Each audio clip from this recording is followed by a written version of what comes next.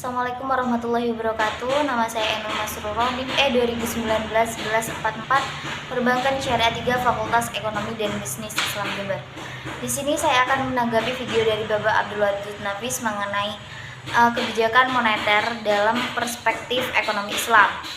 Yang pertama adalah pengertian kebijakan moneter. Apa itu kebijakan moneter? Yaitu seperangkat kebijakan ekonomi yang dibuat untuk mengatur ukuran serta tingkat pertumbuhan pasokan uang di dalam perekonomian negara.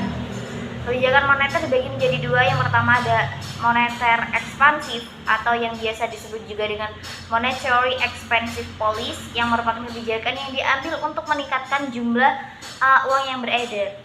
Tujuannya adalah untuk mengatasi pengangguran dan meningkatkan daya beli masyarakat. Yang kedua adalah kebijakan moneter kontraktif. Apa itu? Moneter kontraktif adalah kebijakan untuk mengurangi jumlah uang yang beredar. Kebijakan ini dilakukan saat negara tengah mengalami inflasi. Kebijakan ini disebut juga dengan kebijakan uang ketat.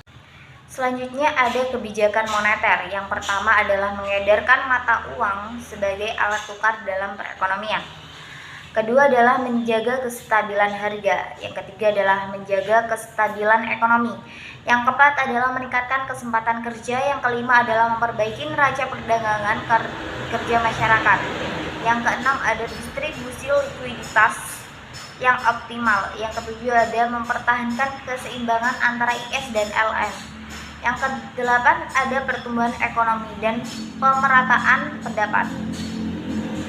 Selanjutnya ada instrumen kebijakan moneter. Yang pertama ada kebijakan operasi pasar terbuka, yang kedua kebijakan diskonto, yang ketiga ada kebijakan kredit ketat, yang keempat ada kebijakan dorongan moral, yang terakhir ada penyesuaian tingkat suku bunga.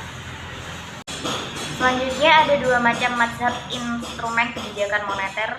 Yang pertama ada mazhab istadzunah, yaitu pada masa awal Islam tidak diperlukan suatu kebijakan moneter karena sistem perbankan hampir tidak ada dan penggunaan uang sangat minim. Jadi tidak ada alasan yang memadai untuk melakukan perubahan terhadap penawaran akan uang melalui diskresioner.